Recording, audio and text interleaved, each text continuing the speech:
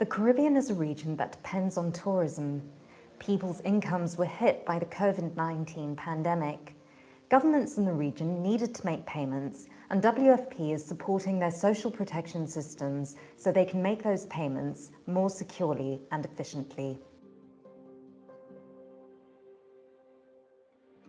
It's not really about WFP, it's about the governments and their systems and how those systems serve the people in their countries. And I think this is a slightly different approach than what I've seen in other parts of the world with WFP. And I think this serves as a bit of a lesson if you're looking to engage with governments on social protection. It can't be about WFP, it can't be about our terminology, it can't be about our transfers and our reporting and our this and our that. It's about the government.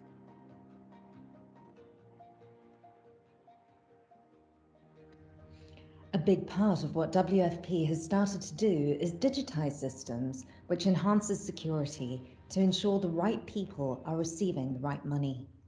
When people come to their village council to receive their money, they now get their ID scanned and record their signatures digitally.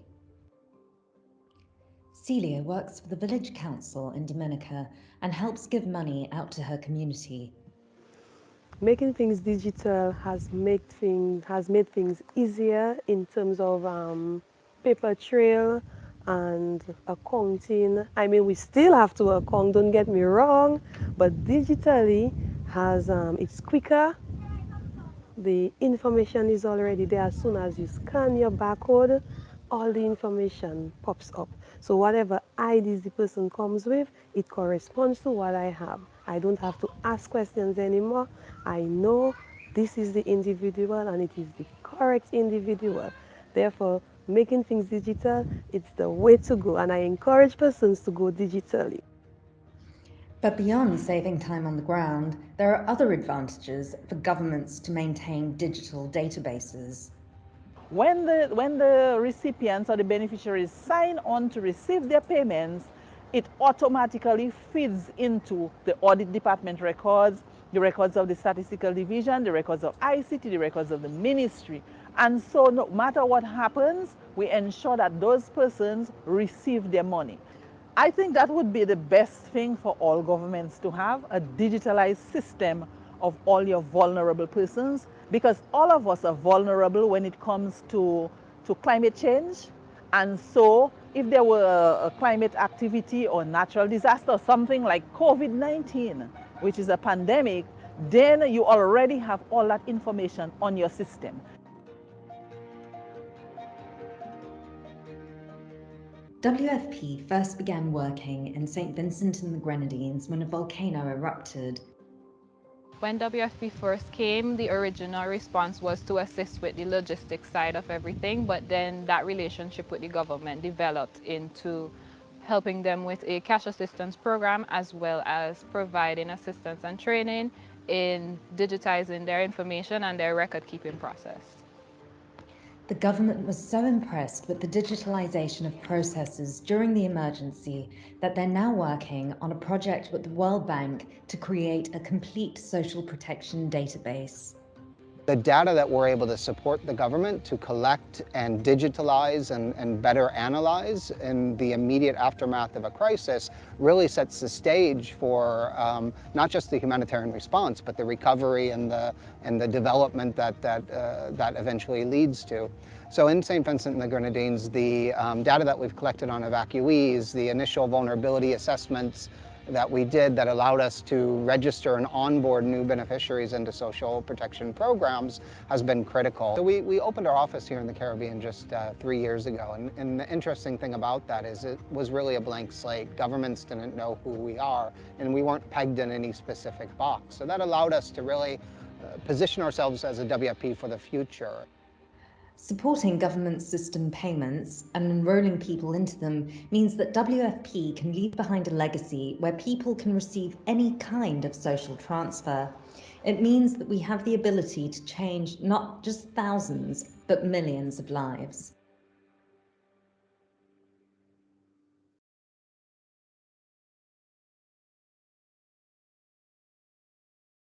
Good morning, everyone, and welcome back to day two of this virtual learning event on social protection and the digitalization of assistance payments, looking at opportunities for financial inclusion and women's economic empowerment in the Caribbean.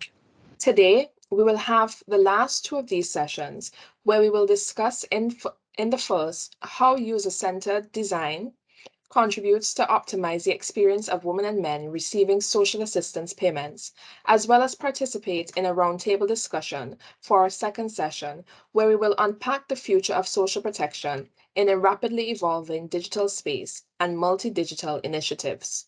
Let me take this time to remind those who are listening that this session will be recorded like yesterday's. Please allow me to introduce a speaker who will kick off our first session, Ms. Astrid de Vallon, who is the project coordinator for the Digital Financial Inclusion and Women's Economic Empowerment Project with WFP headquarters. Astrid, over to you. Good morning, everyone, and thank you very much to welcome us into this event. It was already very interesting to listen to the conversation yesterday and all the exchanges between the different governments. So welcome to this session 3 of this event. My name is Astrid de Vallon. I'm coordinating the work that WFP does on women economic empowerment and digital financial inclusion in the headquarters. And in this session, what we want to do is to understand how user-centered approaches can help optimize the experience of the women and the men who are receiving the social assistance payment. Because way too often, we are very focused on our own internal processes. We look, for instance, at registration, we look at onboarding, we look at distribution of cash assistance, we look at monitoring, complaints and feedbacks as different pieces of a puzzle.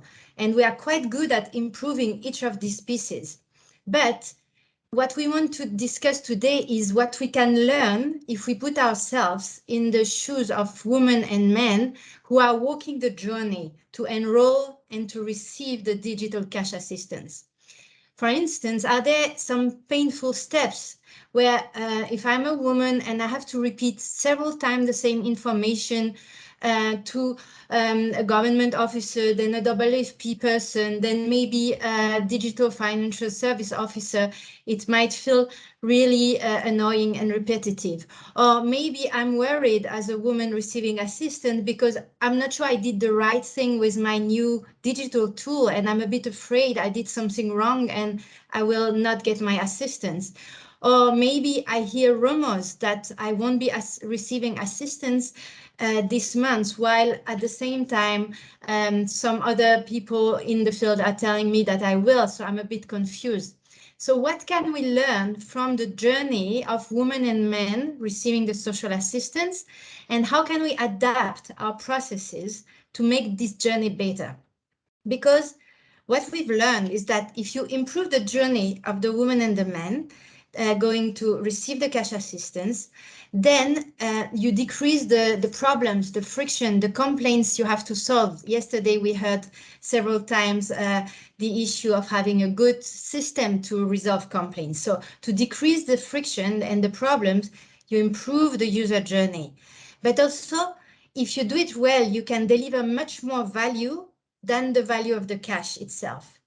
So you can provide much more dignity, much more trust, women starting to, for instance, get confident to use digital tools that after they can also use for their own business, women feeling empowered to really continue being a strong part of the society.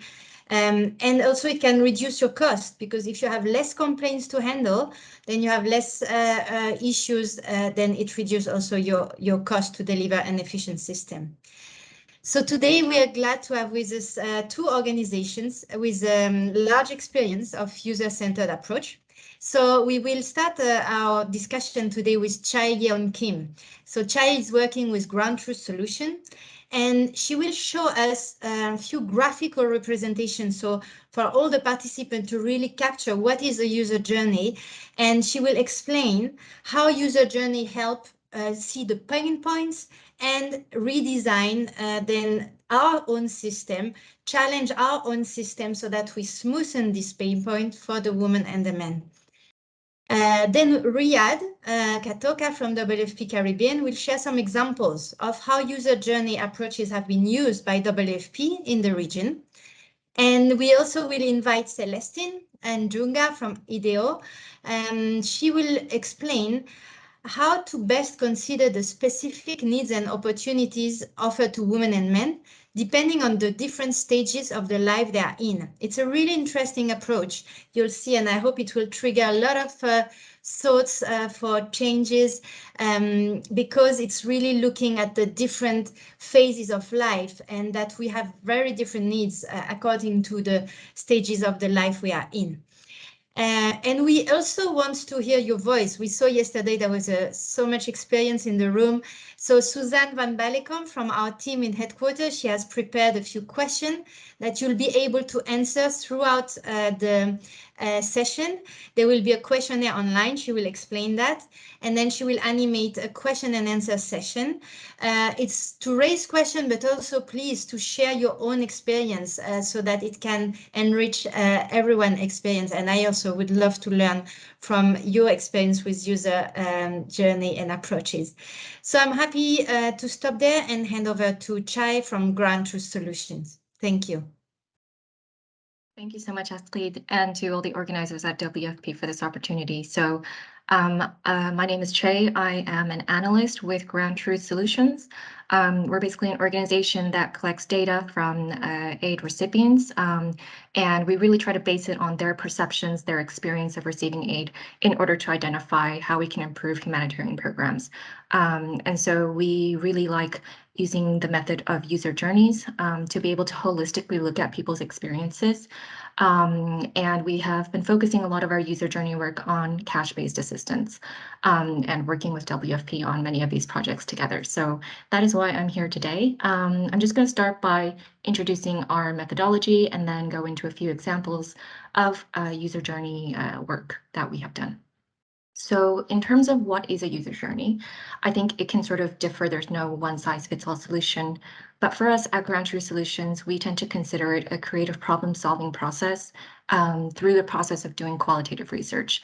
And so we do interviews, and I'll go more in depth into the methodology a bit later. But basically, the goal is to then develop improvements based on the perspectives of men and women, if that's what we're looking for. But also, we can have different groups that we're interested in.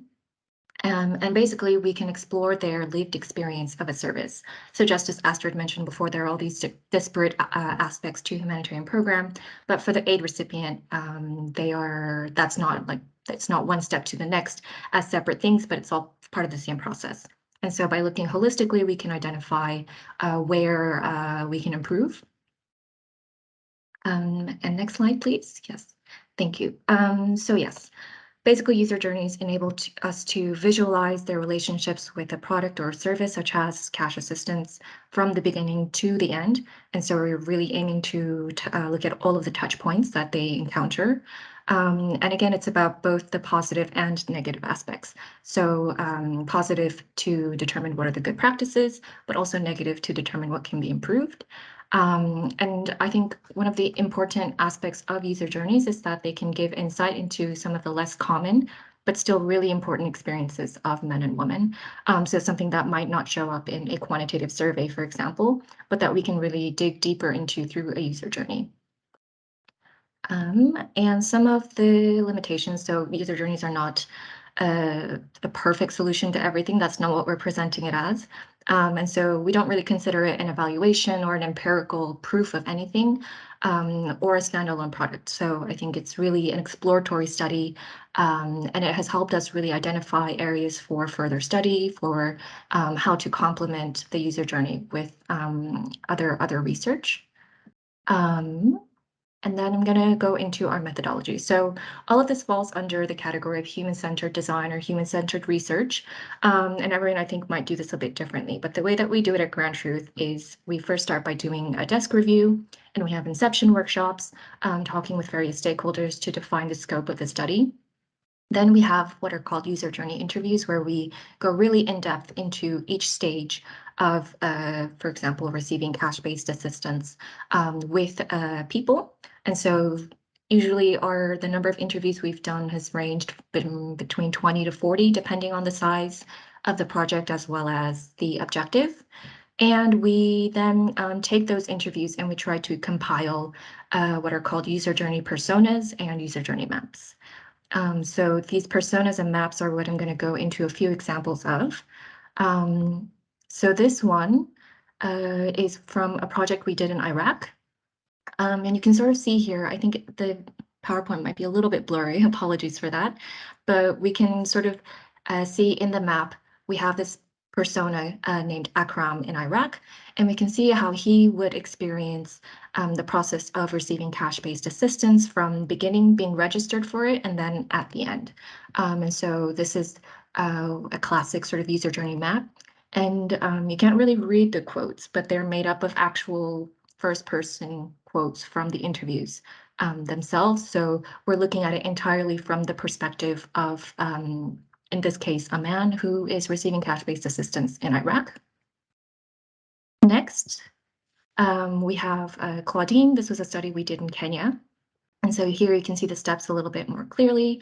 So we look at Claudine's journey of receiving cash-based assistance in terms of, how she learns she's eligible, how she registers, how she's notified that she has received cash. And this one was just like a cash distribution, so not digital necessarily, and how she spends it, and the post-program, how it affects her life. And so we're able to look at this again from her perspective, and this is what we would call a user journey map. And so how do we create these user maps? It's kind of a complicated and involved process, but not too complicated.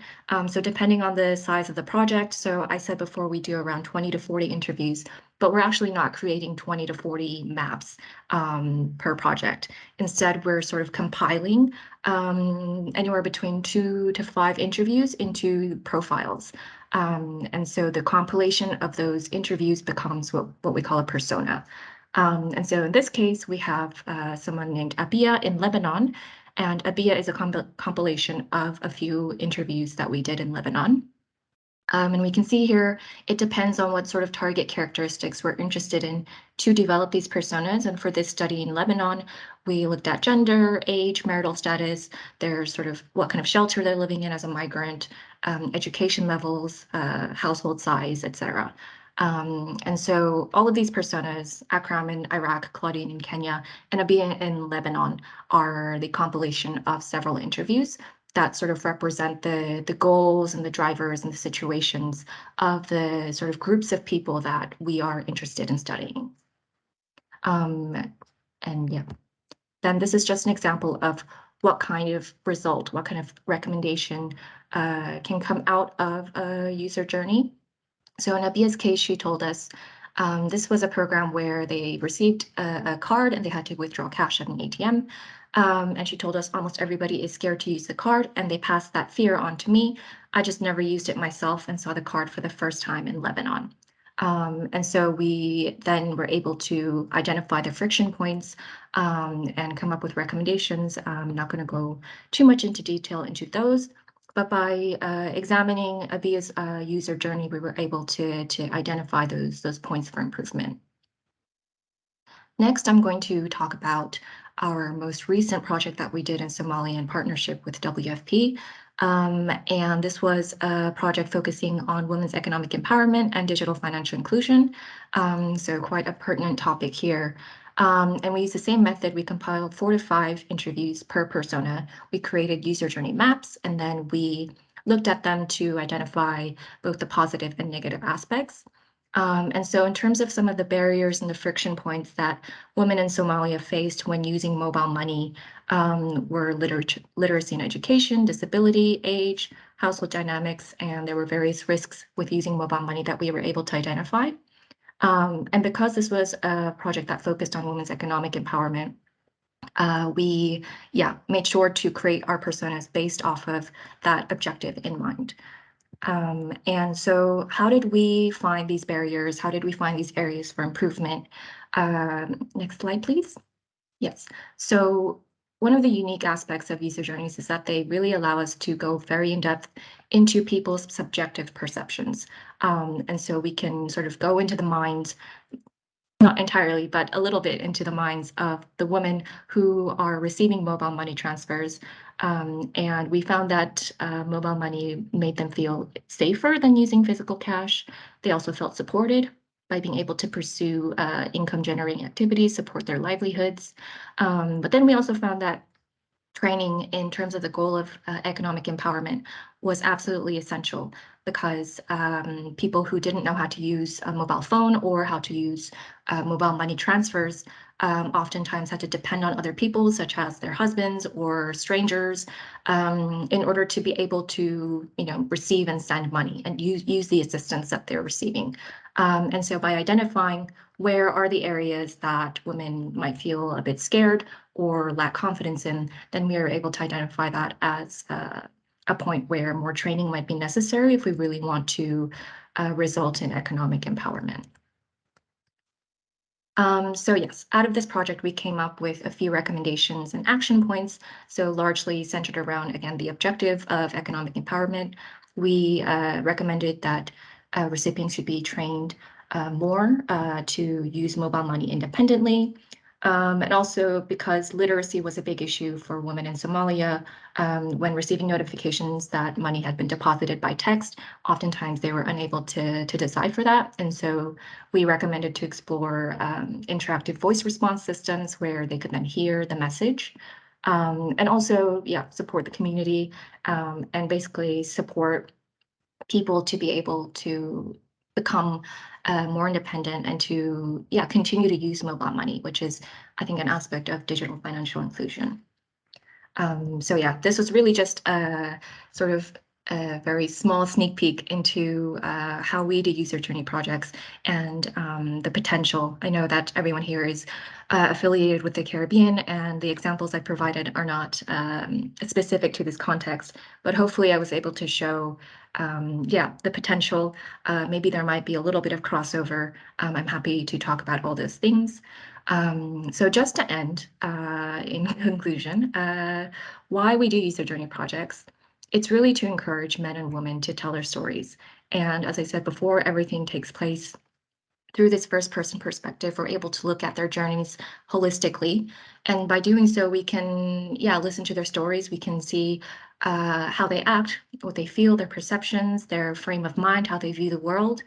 And then for us as people who work in either the humanitarian space or the social assistance space, we're able to then reflect on all of these elements, reflect on the stages, on both the positive and the negative, and then hopefully make changes to smoothen their experience.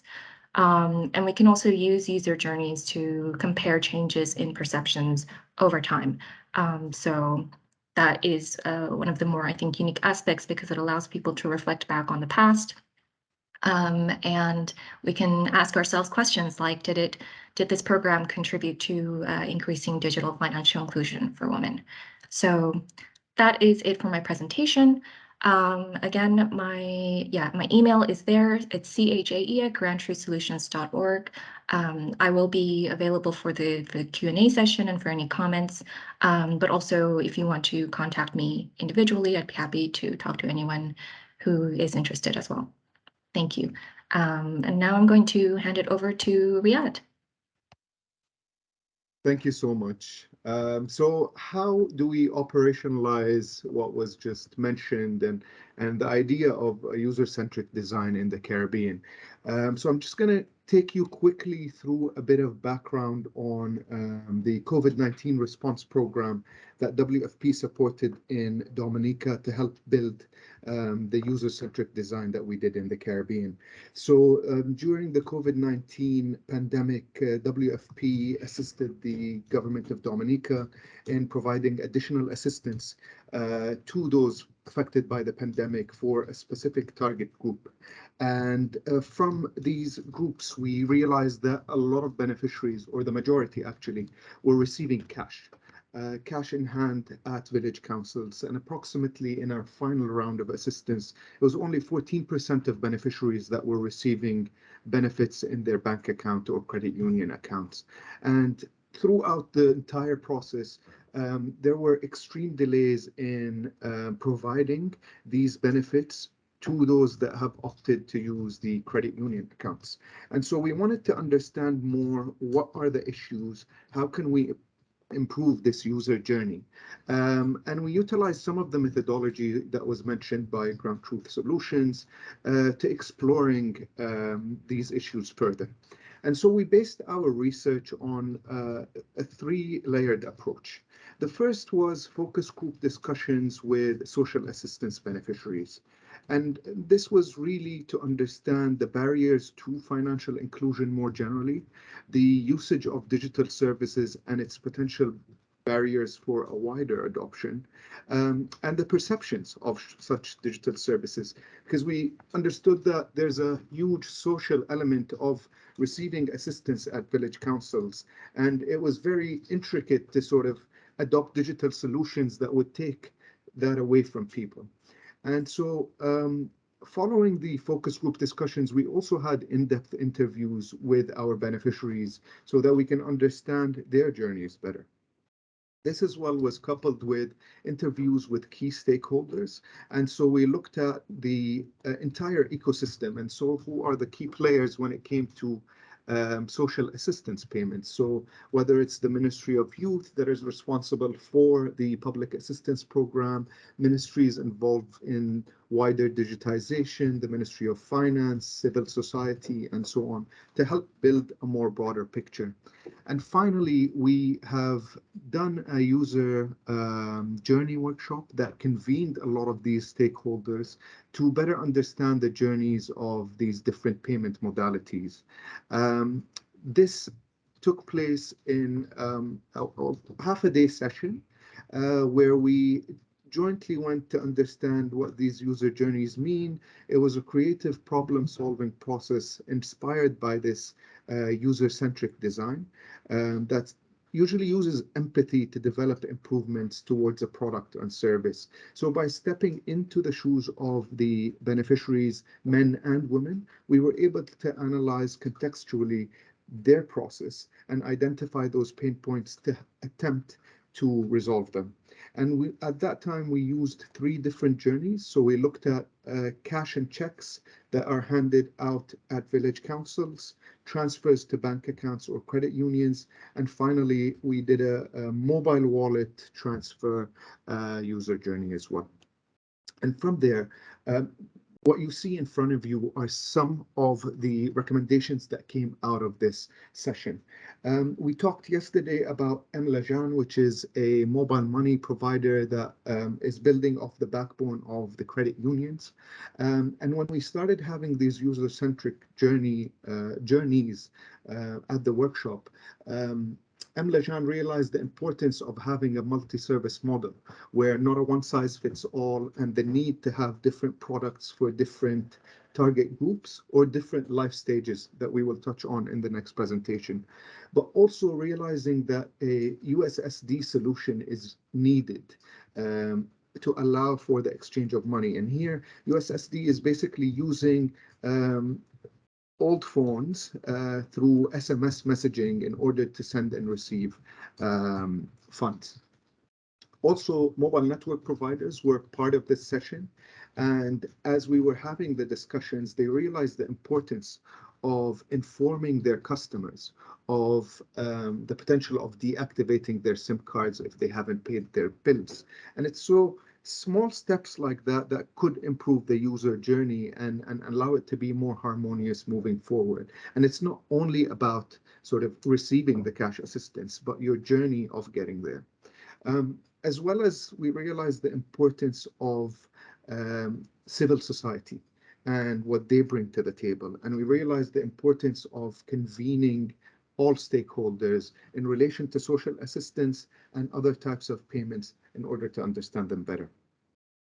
Finally, I'm sharing here with you an article that was summarizing the work that we did, and I will share the link in the chat towards the end of the presentation if anyone wants more information as well.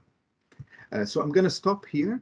And I'm going to hand it over to Suzanne to take us through a quick Mentimeter exercise. Thank you.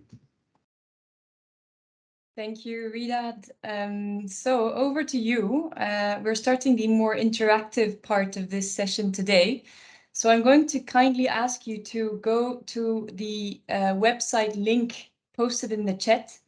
It's a Menti website link. If you click on that, you will be asked to answer 2 questions for now that we'll then discuss in plenary.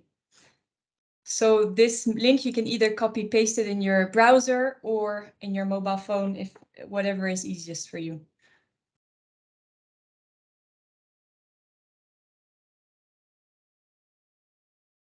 In the meantime, I will share my screen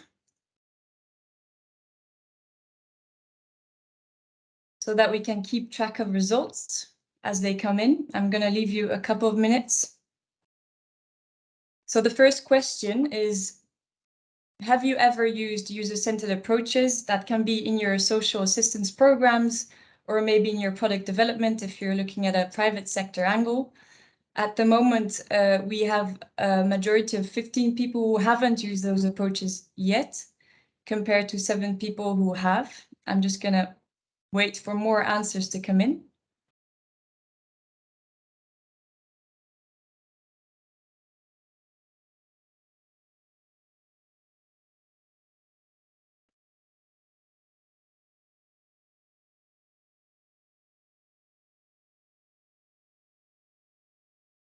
Okay, we slightly caught up on the yes side, but still a majority of you are saying no, you haven't used user-centered approaches yet, which is good news then, given the fact that this session might be extra relevant.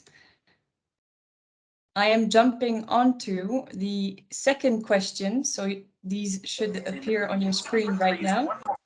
Angels in the Bible is Apollyon, also known as Abaddon in the Hebrew tongue, which means the destroyer. He first makes his appearance in Exodus chapter. So this question is a little bit more detailed. You can chat or you can post, write whatever your answer is in the 3 different spaces that you see pop up on your screen to answer to this question. According to you, what could user-centered approaches bring to social assistance in your country? Please feel free to write whatever comes up in your mind.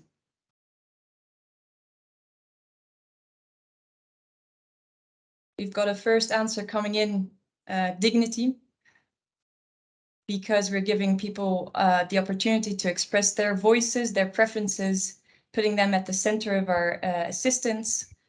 We've got efficiency, which is a good point, given that if you design for the end user, your programs should be more efficient, more targeted,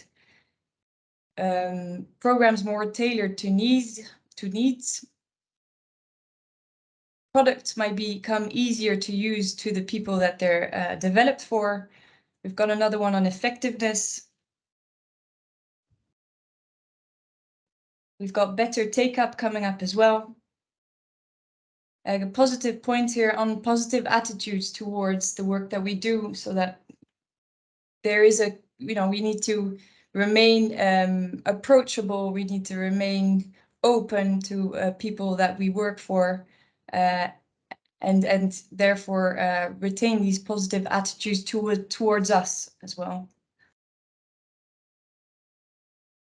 Giving clients the ability to make decisions for themselves. More inclusion, greater impact. Engaging more women, which is an interesting one. By asking many different people, we might be more conscious of different needs. Often we tend to maybe ask the head of household, for example. If we focus on asking also women in households where they're not headed or head of household, we might get their opinions and be able to design products for them as well as for the men they're living with.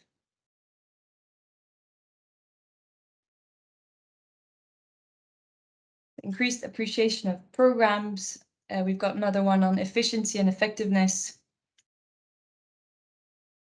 And then a final big capitalized quote on inclusivity, which allows everyone to access a certain service or benefit. Thank you very much for your engagement. We'll have another one of these sessions just a little later. Now I'm handing over to Celestine from IDEO. Thank you so much, Suzanne. It's a pleasure to be here. My name is Celestine Juguna. I am a program lead at IDEO.org based in our Nairobi studio, and I'll be taking us through what we call life stages together with my colleague called Tasha Rahman, who's also on the call. And so before we get into the meat of what a life stage is, we just wanted to shed a bit of light on who IDEO.org is. We are a nonprofit design studio that uses human-centered design to create products and services for a more just and inclusive world. And we do this through partnerships such as the ones we have with WFP and other organizations that are on this call. And so we have 3 studios. We have one in Nairobi where I'm based, another in New York where Tasha is based, and another in San Francisco. And together with organizations such as yourself, we've been able to reach over 68 million people across 45 countries, and that's only the beginning. And so Life Stages is a program that we have been working on for the last 3 years that was funded by the Bill and Melinda Gates Foundation to really surface some of the complexities and barriers that women face when accessing digital financial services, and specifically on the cash in, cash out moment. And this body of work was really rooted in deep research, and it's really for us to identify these life stages and the impact these life stages have on women and young girls, and also to look at how we can design other products and services to meet these women at their point of need. And so the hope was, with these new definitions of what a life stage is, we could start thinking of creative ways in which we could problem solve and really inspire the sector and the different markets and governments that we're working with to really think of new and innovative ways to create products and services. So as we're going into this session, we want you to have this framing in mind as we ask you to use your imagination, use your creative thinking, and see how we could inspire you to start thinking about how you can really change the way you do social payments and cash transfers within your organizations and within your governments. And thank you for switching on my video. Now I can see everybody. Good. So moving on to the next slide. At IDEO.org, we're really famed for warm-ups. So we're going to do a quick Mentimeter warm-up. And because our work at Life Stages was centered mostly on women, we want to maybe go back to a point in time or a moment in time where you as, a woman or a man were given, barriers, or you were told because of your gender you could not do X or you couldn't do Y. And this is completely anonymous, so feel free to be as honest as you possibly can. And we'd love to see what words come up, and we can have a quick chat about what that.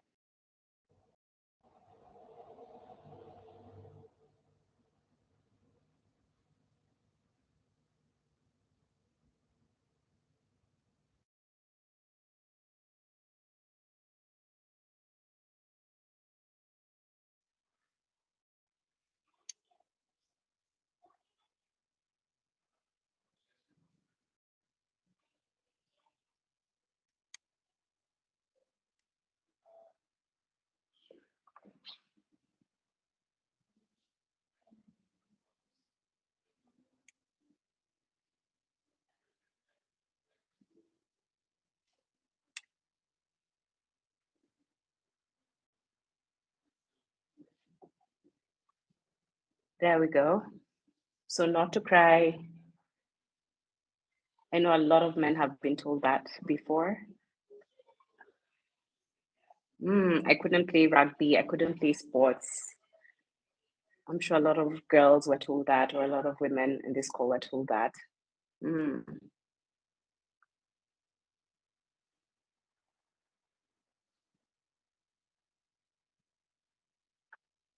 Very interesting. Not to show emotion, as if emotion is a bad thing.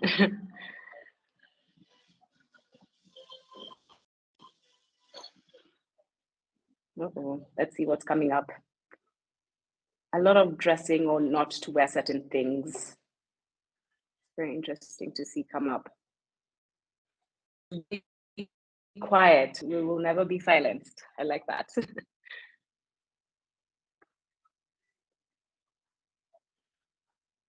Oh, the sit properly seems to be a famous one. I see a lot of people gravitating towards that.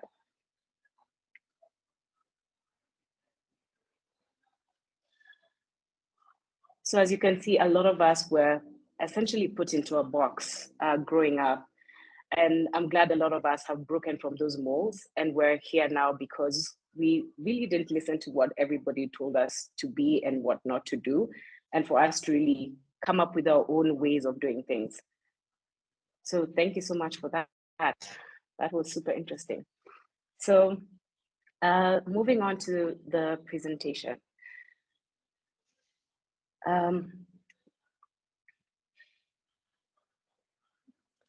Can go on to the next slide. So the life stages approach is essentially a targeting strategy that meets women at the most critical points in their lives and at the most critical transitions to really build solutions to bring out her power, her agency, and her ability to really thrive in this world. Moving on to the next slide, we worked with or spoke to 250 women across 6 different contexts, mostly focused within Southeast Asia and Africa, and really walked and talked with a lot of experts as well, spanning 60 organizations. And we did around 4 roundtables to really get to the crux of the matter, to really surface these barriers. And so moving on, when we're looking at the life stages, it's actually quite simple. We look at the age in which the woman or young girl is at, the next transition in her life, and the future state in which we're hoping to achieve or to get her in, or what the impact or desired outcome is. So when we're looking at age, we're looking at the cognitive development of this young person or this woman, what are the rights and responsibilities entitled to her, and how really we can meet her at that particular point. When we're looking at transitions, these are key moments that can really make or break the woman's trajectory. So if we're looking at her becoming a new mother or her becoming a wife, this can either propel her forward or push her backwards. It all depends on how and how we prepare her for this and how we provide products and services to position her for success. And the future state is what is the desired outcome we're hoping to achieve. And so when we look at the desired outcome, if we're looking at confidence, if we're looking at finishing school, if we're looking at more economic stability, if we're looking at equal partnerships and rights in marriages, that really gives us a sense of what we should design for and what products and services we should offer these women in order to get them to that desired state. And so for now, I'm going to hand us over to Tasha to finish us off with the rest of the presentation. Thank you. Thank you, Celeste. Yeah, now that we have this kind of common definition of life stages, we're going to talk about what opportunities emerge with this new approach. So first, we want to say that there's so many different important life stages. We narrowed down to 5 key stages by looking at impact reach, feasibility, and other considerations, both within the women's economic empowerment and digital financial inclusion. So this, again, is based on the regions of research that Celeste had just gone over, but these can look very different across different contexts. So again, just one example. Can go to the next slide. So in the end, we defined 5 pivotal moments. These moments will not always be mutually exclusive, but there are unique ways to design for women depending on where they are in these moments. So first, we have finishing school around 15 to 19 years old. The idea that finishing school has an impact on increasing economic prospects in the future, with robust evidence that investing in girls during adolescence can have profound effects on her own future well-being and that of their families and societies. So when we think about women finishing school, we think, imagine if all girls were able to complete secondary education as a possible outcome. The next is around getting married, around 20 to 24 years old. Here, women have limited power in marriages today, and especially in these contexts of research what we've done. Husbands may consider their young brides unable to make financial decisions for their household. So this is an opportunity to support newlyweds in setting equitable norms around duties and decision making within the household. So a possible outcome here is imagining if all new marriages were equal partnerships. The next is becoming a mother around ages of 18 to 24. So here, imagine the woman, early adulthood, the beginning of women's childbearing age, impacting a woman's ability to earn income, especially with the amount of time devoted to unpaid care work. That thinking about that negatively correlated with workforce participation. So here, a possible outcome here or future state would be imagining if her care and domestic work was recognized, redistributed, and reduced.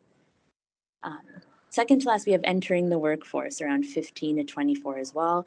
Even though young women are in their prime working years, women aged, 20 to 24 have the lowest workforce participation rate. So we're thinking about imagining if all women had clear paths to safely earn an income inside and outside the home. And finally, we have growing wealth as a matriarch. So in later years, women are often at the peak of productive activity in their middle age, yet most women work in the informal sector with a lot of barriers to accessing formal financial services. So here, the intended outcome might be imagining, or the final state might be imagining if mature women were supported in securing and growing their wealth. Can go to the next slide, thank you. So here's an example of another way to frame how and why to use a life stages approach. Here we took data from the Financial Inclusion Insights to understand what percentage of the population are in these life stages. From here, it's helpful to understand kind of the range of reach across the stages in the context that you're working, as well as the potential impact when planning your program. So when thinking about reach or the number of people touched by services or engagement, the number of people affected by the services, it's a helpful data point in understanding the landscape and the potential impact. Can go to the next slide. Great, thank you. So again, like Celeste said, this was a big research undertaking, part of the Women and Money portfolio. So there are a lot of possibilities to use this approach and understanding it in different contexts. I wanted to quickly go over 2 examples in our Women and Money program that work with women in increasing confidence use in digital financial services. So the first example is Boda Pesa, which is just finishing up a pilot sprint after 6 months. It's a digital app connecting roving mobile money agents to women through a trusted member of the community, what we're calling a community link. The Boda Pesa app integrates requests, and the agent then travels to the village to transact once there's a threshold of requests that has been met. So the main goals of this project are to build confidence and increase access for users in hard-to-reach communities, and to increase a viable business pathway for DFS to thrive in rural markets with a very specific focus on women. So when you think about the life stages approach, this can meet women across those life stages, but also while you're considering all of the other moments that that woman is going through in her life. Can go to the next slide. The second example is the Brak Shakti program. This is an incentive program based in Bangladesh that helps women learn and trust DFS as a critical tool. So the program rewards women when they reach set savings goal through a digital app, and provides a platform and environment for her to learn and grow with her peers. So the average age of the women in this program are around 22 to 35, I believe. And so again, thinking about all the other touch points and things that are going on in those women's lives while they're interacting with this program. Yes. And finally, we have another mentee question. We wanted to get your thoughts on this. So again, this life stages work is a research work. It's an approach. So as you're thinking about your program as an organization or government, I would encourage you to think about the key transition in women's lives, like we had just gone over. So moments in time when women have distinct needs and gender norms may be in flux, and to not just think about her financial needs. So going back into that mentee poll, we're wondering if we could take a holistic approach and think about her economic activities, reproductive life course, and her education. So thinking about that, how would you design differently with this newfound approach? How would you design social protection systems that serve women and girls at their moments of need?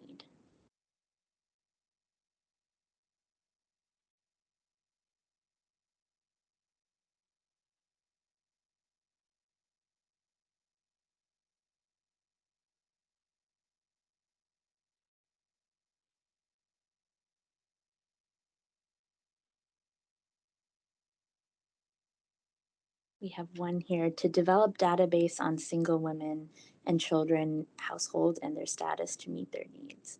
Yeah, that's a great one. Tailored approaches rather than one size fits all. Definitely.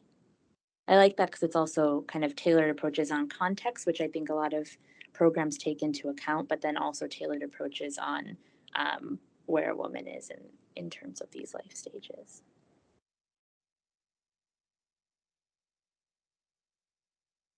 Proposing different tools to receive their allowance. Some might prefer mobile money, others bank accounts. That's a very interesting one, and even something that we're seeing in our Brack Shakti work is that kind of trust with different ways of saving, different tools to use when managing money. Offer products and services that can facilitate life stages. That's really great. Develop a database on need assessment in women and girl. Yes. Considering different options to access, aligning life stages to targeting criteria and screening.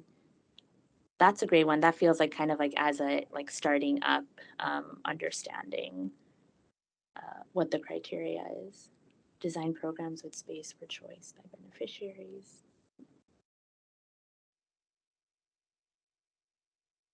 Conduct analysis before program design. Definitely.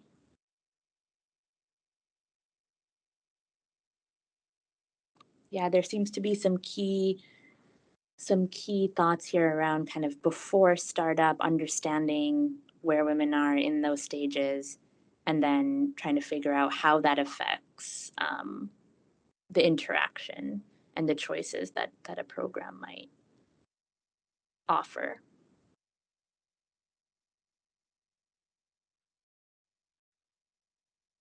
The messaging, that's a great point. The communication, I'm sure, will look very different depending on where a woman is. This is great. I love to see these. I think this is like also helpful for us.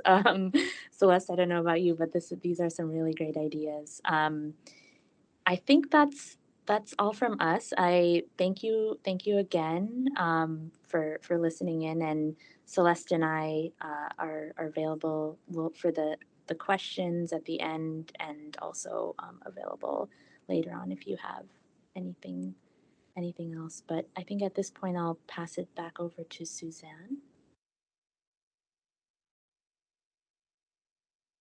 Thank you, Tasha. Very interesting presentations. Okay, so back over to the audience for the questions and answers. We want this to be a dialogue as much as possible, so we do encourage you to share with us whatever came up during these conversations, ask your questions to anyone. Maybe you want to share an experience if you have used user-centered approaches in your programs or product development before, so that we can all learn from you. Anything goes. And to start us off, we have received a question asking whether we have examples of user journeys done in specific contexts in social assistance programs and what they were useful for. And I think Astrid might be able to respond to that to kick us off, and then maybe other people jump in. Please put your hands up as well, and I'll just take note of people who want to just build on what Astrid says or anyone else says. Over to you, Astrid. Thank you. I might ask Riyad to put up the slide again. maybe the next one. I know. Well, we can start with this one. The first one is a journey that we have done with WFP Jordan to explain a bit the journey that women are going through when they get assistance. Yeah, when they get assistance through for directly from the WFP for a resilience program. What I just wanted to highlight is the shape of the arrow. Where you can see the shape of the arrow, we try to map the ups and downs in terms of emotions, because we also look at the emotions and listen to the emotions at the different stages. Some moments are very happy at the moment where the first transfer has come. One moment here where it's going a bit down, it was the difficulties to maybe enroll on an electronic platform for a woman who didn't feel she had the ability to do that, but she found her son and the son helps, so that worked well afterwards. Maybe the next one, if you can also show that, Riyadh. This is in Somalia. This is a program that where WFP, and we heard about it because Ground Truth Solution also worked in Somalia there. So this is the journey that Amina in Somalia went through when trying to get funds from the government, assisted by WFP, so technically supported by WFP. And here again, you can see the phase where it's going up and down and up. And then what is it useful for is that here visually, you know that there might be an issue in the middle. So I get a SIM card. And indeed, when we discussed, there was an issue with the SIM card. So I'm just reading that so everybody gets what the point is. So at the NGO office, the lady asked me my details and give me the SIM card. No, sorry, it was first I get registered. So I go to the registration center with my 2-year-old girl. An NGO employee takes my fingertips. She asks questions about my family. She also asks for my phone number. I don't have one. So I'm worried to admit that I don't have one, because maybe they won't give me the money if I say that I have no SIM card. So I give my husband mobile phone number instead. But after a few weeks, I hear a few women in the village, they have received money, but I haven't, because my husband give me his phone. I call the WFP hotline. The operator explains that the money cannot be sent to my husband account. I need to have my own SIM card. So basically, because of the fear of Amina to say she didn't have a SIM card, then the process was lengthy for her, because she had to then re-enroll and get a SIM card again. So that was those were examples. And maybe Suzanne, if Riyadh, if we can go to the next one. I just wanted to share another example. So this one, you'll find it in the first link that Suzanne shared at the beginning in the chat.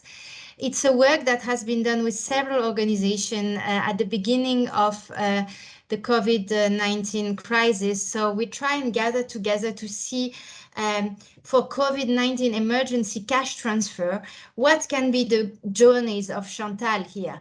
And what are the challenges and risks at each step of the journey? And so, for instance, during need assessment, Chantal, she might be, for instance, gone to see her mother in another village, and so she's not aware that there is a consultation process, for instance.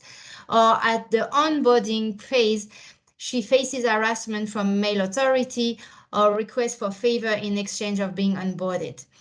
So we try to map all these risks to all these issues, and we identified a list of risks, which are the 7 risks that are on the bottom left, which are very well explained in the document that Suzanne shared at the beginning. And maybe the last one, Riyadh, and then I'm going to hand over because I see lots of questions coming.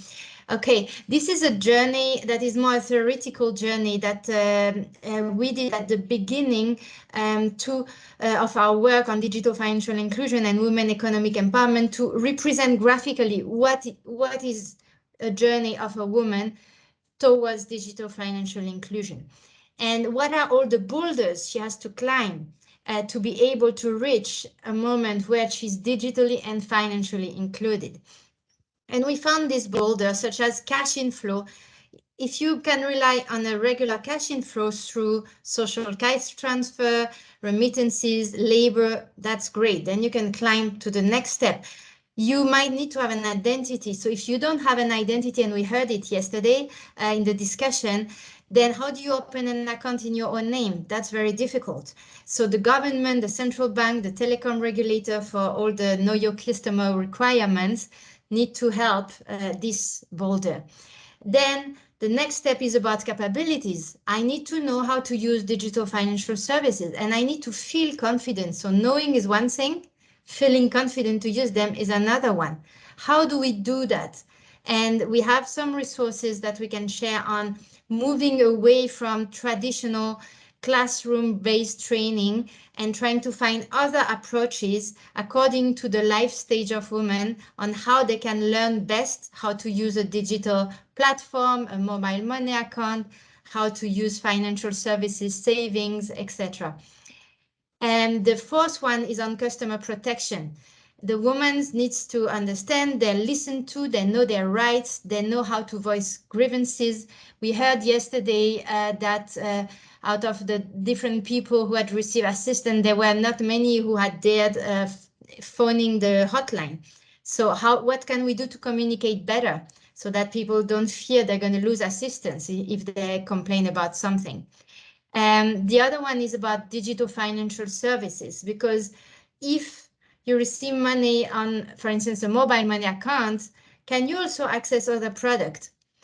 Can you access savings? For instance, in Kenya, the mobile money operator Safaricom has developed a product that you can save money on and you're retributed for your savings, and another product where you can borrow money on without having to open a bank account. And then the last boulder is the digital economy. It's very important if we want to avoid the cash out all the time, but being able to perform digital transaction, buying things in the market with your phone to another phone, etc., so that it's much safer than having the cash with you, for instance. All of that leading to women feeling they're respected client from digital financial services, from bank, that generate savings history, they're more resilient, they're increasing their assets, and this contributes to women economic empowerment. I'm going to stop there. Thank you. Thank you, Astrid. That's very useful in terms of understanding the different challenges women go through and then linking them to actual program activities. There are more questions that have come in on the chat. I wanted to start off with Elisabeta's question, which goes, if a social protection program uses the life stages approach, what does it change in the way we measure impact? I think this clearly goes to Tasha and Celestine from IDEO. Would you mind taking the floor? Sure, yeah, that's a great question and something that we're also exploring more. I think with the life stages approach, the concept that underpins everything is kind of taking that holistic approach and seeing where women are in different moments in their life. And so when we think about measuring impact, I think it also then needs to be holistic. So I think we're thinking a lot about kind of if the goals or objectives of a program, say with a social protection program, maybe there are some secondary effects or something that might also be addressed with a more holistic take in your programming to be sure that you're also capturing that in your measurement. And I would also add that I wonder if there's uh, an exploratory aspect to it. And so this might be more relevant to our field in design, but I think when we have our measurement frameworks, we have kind of the clear indicators and goals of the program. But if you're taking a life stages approach, I think there's space to be a little bit more exploratory to see like what are the positive or secondary or indirect effects that your program might have if you take a life stages approach and look at the women a bit holistically in terms of other areas where they might be affected by the program. Celeste, I don't know if you have anything to add, but yeah. No, I think you've covered it pretty well. Yeah, thanks, Suzanne. Thank you, Tasha, for that. I'm going to jump on Daphne's question, given that it has 2 likes, including my own. That's not very fair of me, but it goes, is the user-centric journey completed for a sample of the users or for all beneficiaries? Chai, would you mind answering that? Yeah, thank you, Suzanne. Yeah, I think that's a really great question. And I sort of skimmed over this part in my presentation as I was talking about some of the, not the limitations, but I think a user journey serves a very specific purpose. And for our user journeys, or at least at GTS, we don't do a representative sample, but instead it's more convenient sampling. And so based on whatever it is we're trying to find out, the objective of the research project, that's how we determine we want people that sort of fit these profiles. So we might say, okay, we know this region is highly affected by IDPs and refugees. Then we might target more interviews to be done by people who have a migrant status. And so it would really depend. And I think the power of user journeys really comes when it's complemented with other kinds of research activities. And I think someone from IDEO said before, it's really exploratory. And so we might want to complement it with a quantitative study, or if in a quantitative study, I'm sure everyone is doing their own monitoring, doing their own needs assessments. And if we find, for example, that there are certain groups that are not being reached by a social assistance program, then we might be able to use a user journey to really dig deep into why that might be the case. And so, it's not a representative sample, but it serves a very specific purpose. So I think that's where its biggest advantage is. I don't know if anyone has anything else to add. Well, thanks, Chai. I think you covered it.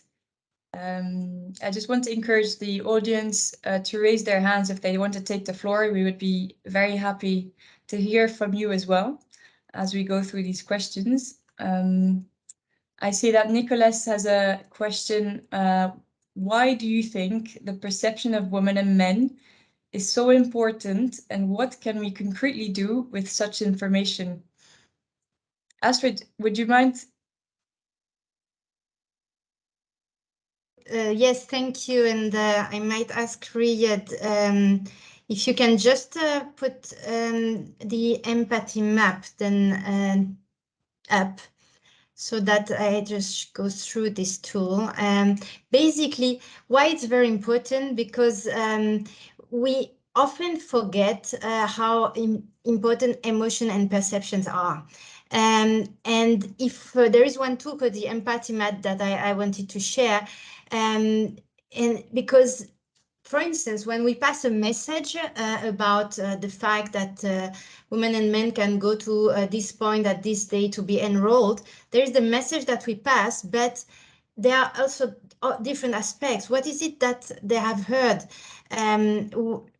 Are they hearing it from friends or from other? What is it that they see on the different noteboard that we wrote? What is it that then they repeat to other people in terms of messages? What do you think they feel in terms of pains or gains? What do they need to do, for instance, to access these services? So I'm just maybe if you can put the next one, Riyadh. So one example here was on buying a TV. So you have here Jamie. She says, I want something reliable. What size is the best? But in her thinking, maybe she's like, oh, why is it so hard to do that? Why is the seller thinking I'm stupid? And then she feels overwhelmed. At the same time, she's excited or anxious. And then what she does in her head, she'll start listing the pros and cons of different models, etc. So very frequently, we are not considering all these aspects when we communicate or when we design a program. And it's very important to feel this empathy to ensure that the program is designed to correspond not only to the needs in terms of, okay, this is my needs for shelter, for food, for health, etc., but also the emotional situation that the women and men are going through. Thank you. Thank you, Astrid. I see that there's a comment from Vijay, kindly asking Vijay to take the floor so that he can explain a little bit his reflection, or his or her reflection, sorry, and take us through the thinking. Vijay, are you there? Hi, good morning. I must admit I joined a bit late. I was rushing this morning. Yeah, I believe that a unidimensional approach to building resiliency is not going to yield the kind of impact that we desire for our clients. Simply meaning that a user-centric approach, rather than we have our users or our clients jumping from one agency to the next seeking services, I do believe that an integrated approach where persons who require services to allow them to build resiliency are provided in an environment where they do not have to go from agency to agency seeking support. So for instance, in Trinidad and Tobago, we have an agency that will provide financial support. We have an agency, a different agency that might provide training, and a different agency that might provide counseling services and all the other services in a very siloed approach. And what is happening is the movement towards an integrated social services delivery model, where when persons come into this delivery center, they will be assessed for services based on the needs of that particular family. So, I mean, if these persons would require financial support, something is driving a family to seek financial support that may be the intervention that we may need to provide. Maybe the reasons why the women and girls are seeking financial support is probably because of the relationship at home, or probably is because of the educational background. And we need to treat with these, because by simply giving them the funds or the money, it may not build the resiliency, because they will just wait for the next month to get the next check or the next top up. And we need to allow them to develop and graduate from programs. Great, thank you, Vijay. Even if you might have joined late, I think you captured the entire session pretty well. And I like how you complement what we presented with your context and your reflections on how things work in your country. I would encourage others to build on Vijay's comments. But in general, yes, what you said, Vijay, we have to avoid silos. We have to, well, the user journey approach, user journey analysis allows us to center around the experience of one single person that we're trying to help, and understanding all the different touch points, both enable them to go through a process that is coherent and minimizes their pain points. I'm going to pause here and see if anyone else will want to come in, or if there are any remaining questions. Please don't hesitate to put your hands up, and I will call on you.